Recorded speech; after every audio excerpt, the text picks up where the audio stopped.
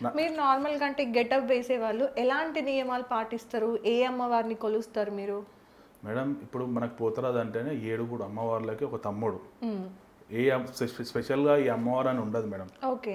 అర్థమైందా? అమ్మవార్లను అందరినీ కొలిచేది. అందరు అమ్మవారిని కొలుస్తారు. ప్రత్యేకంగా ఈ దేవుడినే నమ్మే పోతరాజు అనేది ఉండదు. ఇప్పుడు దాన్ని మీరు అన్నట్టుగా ఎట్లా అంటే ఒగ్గు కళాకారులు వాళ్ళకు ఉంటాయి. వాళ్ళు వంశపరంగా వాళ్ళ ఓకే. ఇదే వృత్తి చేయాలా అనేది వాళ్ళకు ఉంటుంది. ఇప్పుడు పోతరాజు అనేది నా ఇంటి నుంచి వచ్చింది కాదు మేడం. నా ఇంట్లో పుట్టిన దేవుడు కాదు. ఏడుగురు అక్కయ్యలకు తమ్ముడు. ఎవరైనా ఎయ్యొచ్చు పోతరాజు. కానీ ఏసే వాళ్ళకి ఏంటంటే దాని గురించి తెలుసుకొని పోతరాజు అంటే ఏంది? మనం వేస్తే సెట్ అవుతుందా కాదా? మనం ఈ ఫీల్డ్కి పోతే సెట్ అవుతామా?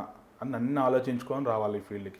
అంటే ఎలా డిసైడ్ అవ్వాలి? అంటే ఎలాంటి నియమాలు పాటించాలి? ఇప్పుడు నార్మల్‌గా ఒక పర్సన్ ఉన్నారు. మేడం నేను చేసేది ఏంటంటే మేడం, హ్మ్. ఇప్పుడు మాకు ఇంట్లో దుర్గామాత అండ్ ఎల్లమ్మ తల్లి మాకు ఇంట్లో ఉంది. మేము ఓకే. అమ్మవారినే కొలుస్తుంటాం. ఓకే. ఆ అమ్మవారి మీద హోప్స్ పెట్టుకొని ఉంటాం మేము. ఎందుకంటే మా ఇంటి దేవుడు మమ్మల్ని కాపాడుతుందని నమ్మకం మాకు ఉంటుంది.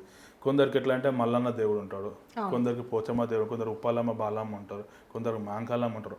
వాళ్ళ పూజలు వేరుంటాయి. కొందరికి ఏంటంటే ఈ ఫీల్డ్లో క్రిస్టియన్స్ కూడా ఉన్నారు మేడం. ముస్లిమ్స్ కూడా వేసిన పోతాలు నేను చూసిన. ఇష్టంతో వేస్తున్నారు మేడం. మంచిగా అయిన వాళ్ళు కూడా ఉన్నారు.